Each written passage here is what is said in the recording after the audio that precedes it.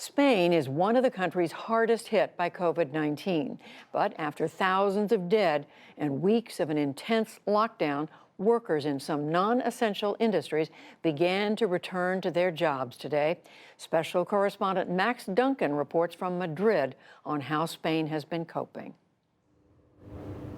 At Spain's biggest field hospital, there's an unfamiliar sense of order. This makeshift facility opened just over 3 weeks ago to support the city's hospitals overwhelmed by the rapid spread of COVID-19. Now, the 1,300 beds at Madrid's main convention centre are close to full, and 16 intensive care units are fully operating. What now seems ordered launched in chaos. This transformation reflects the pressure easing on the health system a month after Spain launched one of Europe's toughest lockdowns. The situation at the start was much more complicated, disorganized. I want to congratulate all of my colleagues for how well we've organized ourselves and how we have pushed forward, with the lack of means that we had at the beginning. But the field hospital's director, Antonio Zapatero, warns that it is far too early to celebrate.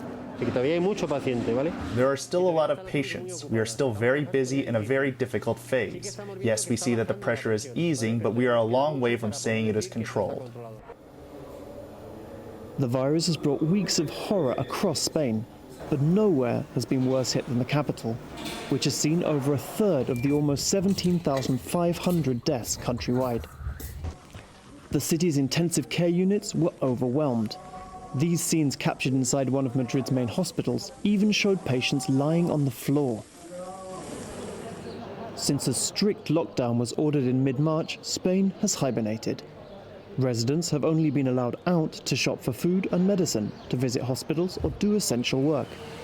Those who break the mandatory confinement face heavy fines. And it has worked, if at a terrible cost.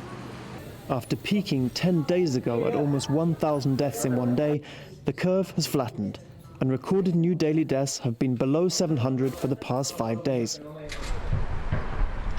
In a controversial loosening of restrictions, some industries such as construction and manufacturing restarted today.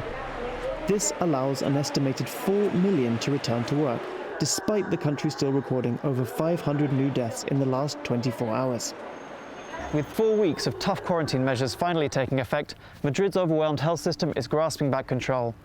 But with personal protective equipment and testing kits still in short supply, health workers in many of the city's hospitals are still at serious risk of infection. In no other country have doctors and nurses been hit so hard. They make up around 14% of all Spain's infections and are sent home to self-isolate precisely when they are needed most. Shortages led to a dire creativity. Medical workers using plastic bags for protection. While supplies have improved significantly in the last 2 weeks, the damage has already been done in Madrid's ill-prepared nursing homes. Nearly 800 residents who tested positive have died. But regional officials have said that almost 3,500 dead with similar symptoms are not counted in official statistics. Beatriz Cano says that more than 30 residents have died at her retirement home, including in recent days. Some bodies left for hours before being collected. 2 care workers at the same home told us they also feared that their inadequate protective equipment was putting residents and themselves at risk. I'm terrified by the lack of hygiene, lack of materials, and a situation so chaotic that we have one single nurse attending to people with the COVID-19 virus, and to us as well. I feel like I'm in a real-life horror film.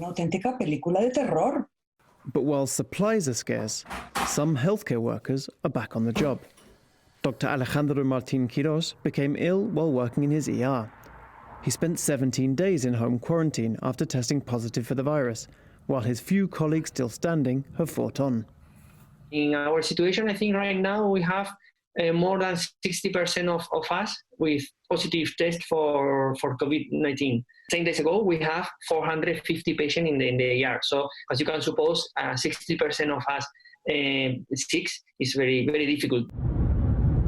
His isolation now over, he's able to return to work and believes he is now immune.